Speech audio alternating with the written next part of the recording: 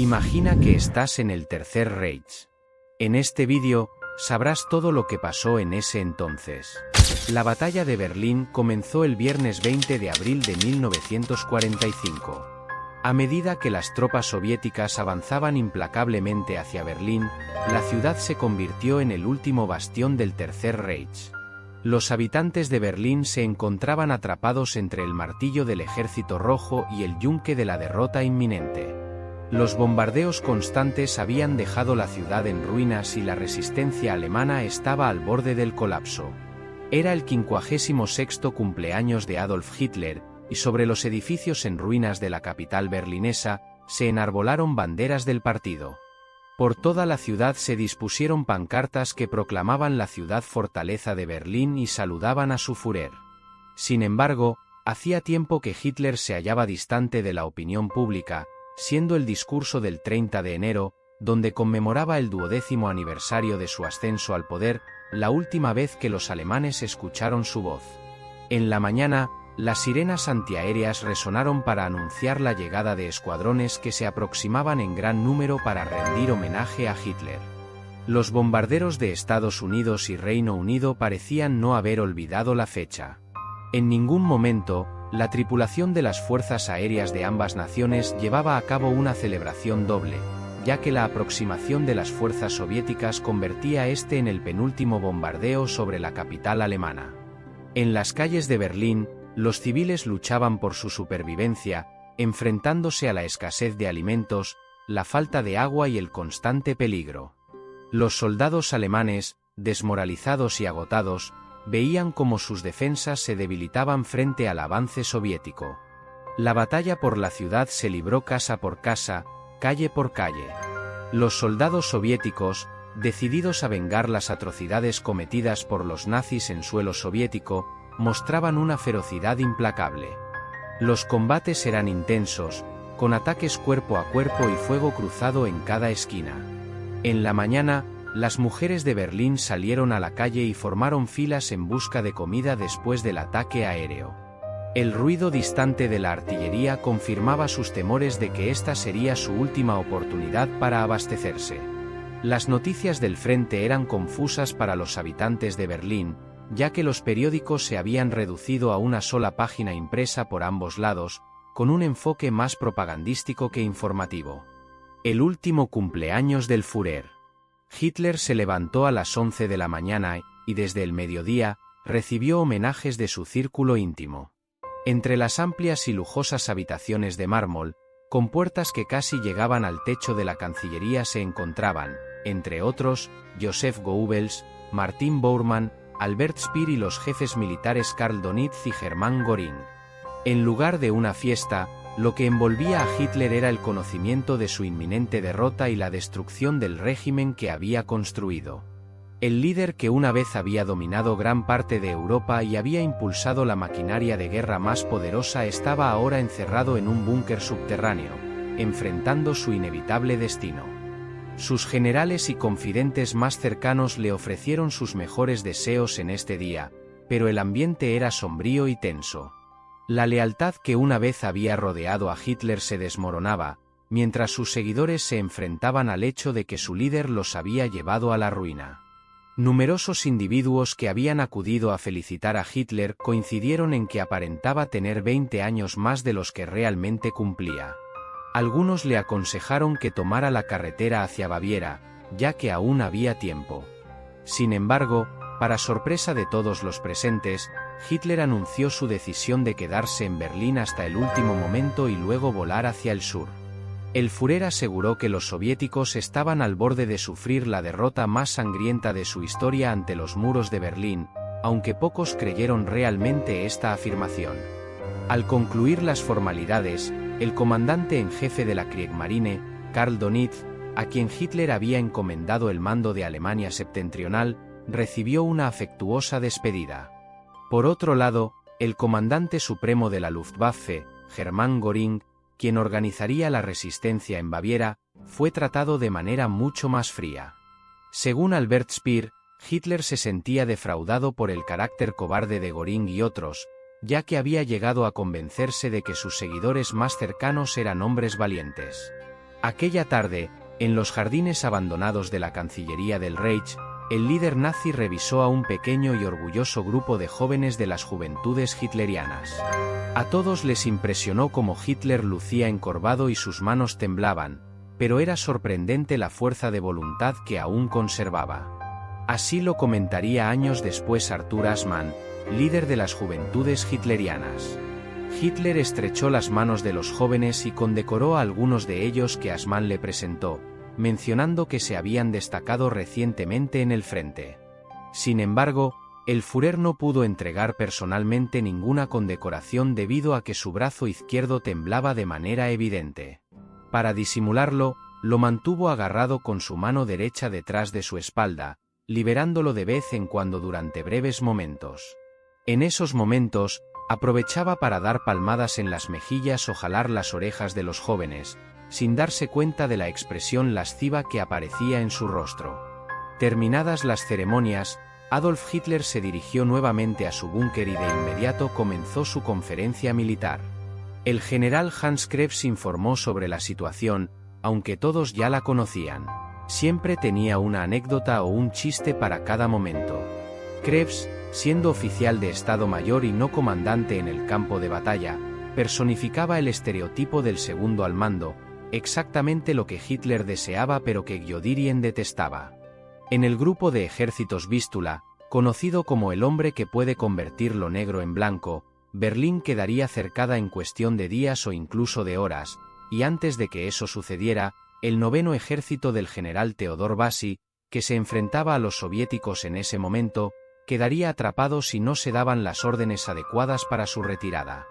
Los consejeros militares de Hitler tenían claro que tanto él como los ministerios y departamentos vitales que aún permanecían en Berlín debían abandonar la capital de inmediato. Especialmente Keitel y Jodl insistieron en esa evacuación, pero Hitler se negaba a aceptar que la situación era tan grave. Según el coronel Nicholas von Bülow de la Luftwaffe, quien se encontraba presente en el búnker bajo la Cancillería, Hitler sostenía que la batalla de Berlín era la única oportunidad para evitar la derrota definitiva. Mientras tanto, se autorizó a varios departamentos gubernamentales a marcharse de inmediato. Finalmente, después de recibir a los miembros más cercanos de su círculo aquella noche en la pequeña sala de estar de su búnker, Hitler se retiró a dormir mucho antes de su hora habitual de descanso.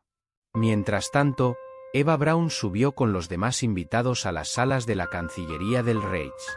Martin Bormann, secretario personal de Hitler, y su médico de confianza, el doctor Theodor Morell, formaban parte de aquel extraño y desafortunado grupo que se encontraba allí para celebrar una fiesta.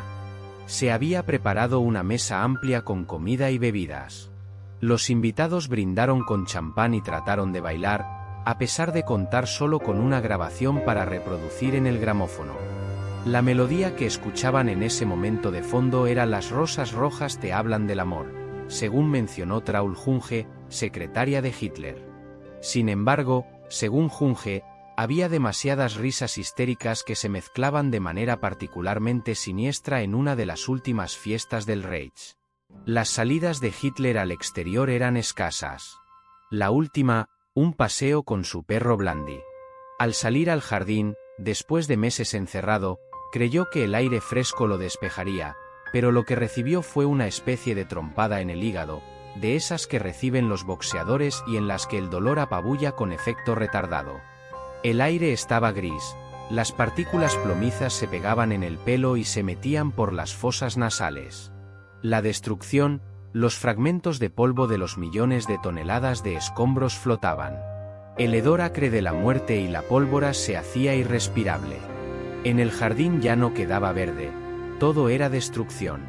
Pero el crepitar del fuego consumiendo edificios y las detonaciones que cada vez se escuchaban más cerca mostraban que, para los alemanes, todavía el infierno estaba lejos de acabarse.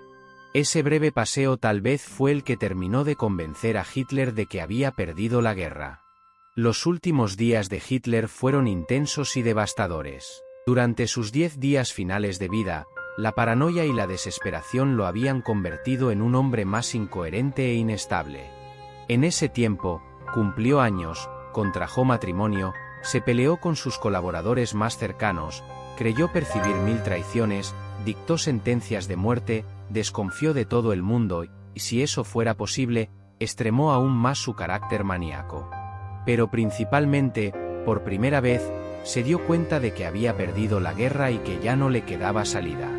El 22 de abril, después de echar a varios colaboradores cercanos bajo la acusación de traición e incompetencia, Hitler le preguntó a su médico personal cuál era la manera eficaz de suicidarse. El médico le sugirió el método doble que días después pondría en práctica. Antes de terminar ese día, recibió a Albert Speer, posiblemente la persona con la que más hablaba. Le preguntó qué pensaba de un escape hacia Berghof. Speer le dijo que creía que debía permanecer en Berlín. Hitler estuvo de acuerdo, pero le aclaró que él no iba a combatir porque corría el riesgo de ser herido y caer en manos del enemigo con vida. No quería que su cadáver fuera deshonrado. Créame, Speer, para mí es fácil poner fin a mi vida. Un breve momento y quedaré libre de todo, libre de esta dolorosa existencia.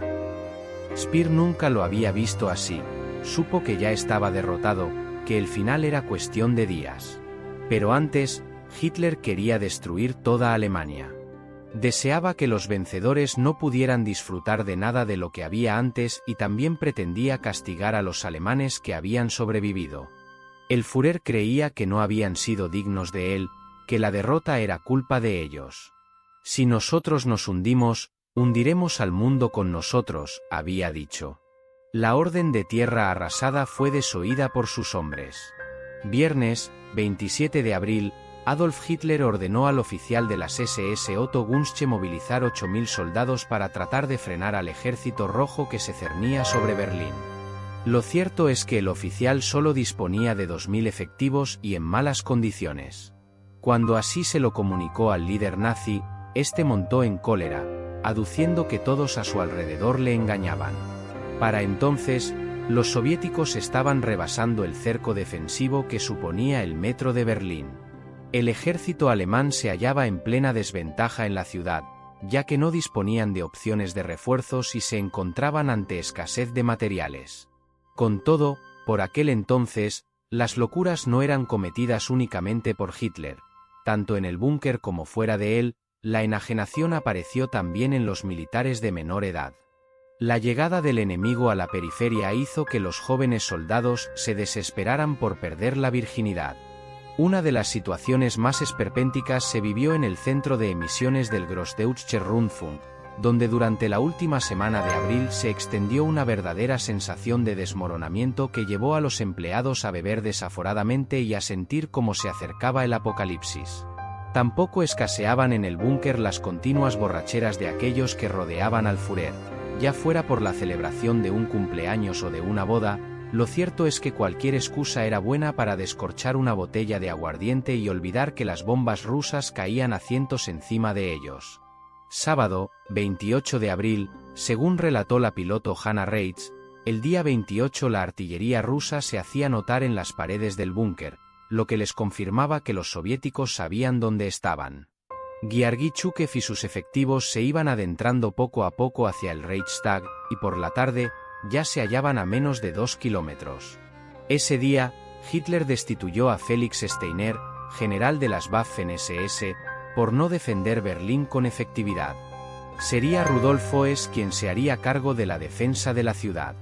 Además, recibió un informe de la BBC, que venía de la agencia Reuters, en el que se afirmaba que Hitler había ofrecido a los aliados un acuerdo de rendición, siendo este rechazado. Al obtener esta información, el líder nazi montó en cólera y ordenó su detención. El representante de las SS de Hitler en el búnker fue disparado esa misma noche. El Führer reunió a sus colaboradores más cercanos y mantuvo una charla con ellos acerca de cómo pensaban suicidarse cuando el ejército rojo se acercase al búnker. Se hizo reparto de cápsulas de cianuro, con las que algunos de ellos terminarían con su vida. Fue el 28 de abril cuando, por orden de Hitler, Traul Junge introdujo en el búnker a un oficial del registro civil para facilitar el registro oficial de su matrimonio con Eva Braun. Junge habló con respeto de Braun, señalando que, además de su bello aspecto exterior, era por encima de todo una buena persona, humilde y educada.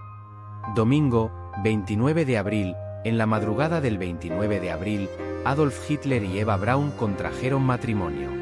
Se reunieron en la sala de mapas del cuartel general junto con Joseph Goebbels y Martin Bormann como testigos. Un oficial del registro civil ofició la ceremonia. Tras ella, recibieron felicitaciones e hicieron una celebración. A la mañana siguiente, organizaron un desayuno de bodas y, tras él, Hitler dictó su testamento, en el que lo más destacado fue la transmisión de poderes que hacía a Karl Donitz y Joseph Goebbels jefe de Estado y canciller respectivamente tras su muerte. Por la noche, durante la cena, escucharon en la radio la noticia de la muerte de Mussolini y sus allegados, y cómo sus cadáveres habían sido expuestos tras su ejecución. Esta información podría haber sido determinante en la decisión de suicidarse, ya que no quería ser humillado. Tal y como había expuesto en su testamento, Hitler había sido asesorado para conseguir la muerte de la forma más eficaz y estaba dispuesto a utilizar las cápsulas de cianuro para tal fin. Aún así, dudando de la eficacia de estas, ordenó probarlas en su perro Blandy, que murió tras la ingesta. Hitler se consideraba en cierto modo una persona mística, señalando que tomó la decisión de casarse solo por su plan de suicidio. Tanto Hitler como Braun firmaron un formulario que contenía una línea en la que se señalaba que ambos eran de ascendencia aria y libres de cualquier enfermedad hereditaria. Lunes, 30 de abril fue un día después de su boda cuando se produjeron dos acontecimientos significativos que aceleraron el fallecimiento de Hitler. El general de las SS Wilhelm Mohnke, que acudió al búnker, informó de que la munición se estaba agotando, y con la enorme presión ejercida por el enemigo, el general tenía una sombría predicción. Probablemente durarían hasta el final del día, pero no más. En la mañana del 30 de abril, Eva Braun invitó a Hitler a salir del búnker para contemplar el sol por última vez, pero, debido al intenso bombardeo de artillería, él se negó. El piloto de Hitler señaló que, a pesar de estar dispuesto a sacar al líder nazi de Berlín en un avión cargado de combustible, Hitler se negó, pero le agradeció su leal servicio pocas horas antes de quitarse la vida. Como cada día, Hitler mantuvo una reunión de guerra. Allí fue informado de que los soviéticos estaban cercando ya el Reichstag. Las SS habían inundado los túneles del metro, provocando numerosas bajas enemigas. El ejército rojo estaba preparándose para asaltar la Cancillería. El líder nazi entendió que era el momento de suicidarse. Él y Eva Braun reunieron tras la comida a los colaboradores del cuartel general y se despidieron de ellos. Más tarde, algunos testigos afirman que escucharon un fuerte disparo, y tras otro rato, su ayudante y el ayuda de cámara, Heinz Linge, decidieron entrar. Eran aproximadamente las 4 de la tarde. Hitler se hallaba sentado en el sofá. En su boca se veían restos de la ampolla de cianuro y en su mano derecha la marca de un disparo. Eva Braun, su esposa durante poco más de 40 horas, se encontraba a su lado con la cabeza apoyada en el hombro del Führer. Es el 30 de abril de 1945. Han pasado casi 11 meses desde el día D y los aliados del oeste se acercan al territorio alemán. Los rusos del frente oriental se acercan a Berlín. Alemania ha perdido el control de su espacio aéreo. El Reich de los 1000 años ha terminado, pero Alemania no se ha rendido. Hitler y Eva Braun se suicidan en un búnker. El dictador está muerto, pero la guerra, con todas sus atrocidades, durará todavía una semana más. Muchos historiadores consideran los siguientes 8 días de la muerte de Hitler como un tiempo intemporal, de los más turbulentos de la historia. Aquí tienes el texto con puntos y comas. Los alemanes fueron testigos de las batallas finales y el colapso de la Wehrmacht, pero también de las marchas de la muerte, una epidemia de suicidios y violaciones masivas, de los intentos fanáticos de una última resistencia, de la desesperada huida de los peces gordos nazis y de la liberación de los campos de concentración. Antes de suicidarse, Hitler tuvo que elegir un sucesor: Martin Bormann, Joseph Goebbels, el principal propagandista, Heinrich Himmler, el número 2 bajo Hitler, o Hermann Göring, comandante de la Luftwaffe. Al final, cuestionó la lealtad de todos, por lo que el elegido fue el almirante Karl Donitz, a quien le quedaban no pocas tareas por delante y que debería resolver en un plazo de 8 días. Negociar el fin de la guerra, quería evitar la rendición incondicional. Deseaba una rendición separada con los Estados Unidos y los aliados occidentales, distinta a la de la Unión Soviética. Temiendo las represalias de Stalin, Donitz aspiraba a tener tiempo suficiente para retirar a sus tropas de detrás del avance del Ejército Rojo. Necesitaba establecer un nuevo gobierno sin Hitler y distanciándose de los nazis y sus atrocidades. Su gobierno aspiraba a comenzar el proceso de restauración y reconstrucción. Un tema crucial del libro son las diversas respuestas del partido nazi y los líderes militares de Alemania ante la muerte de Hitler.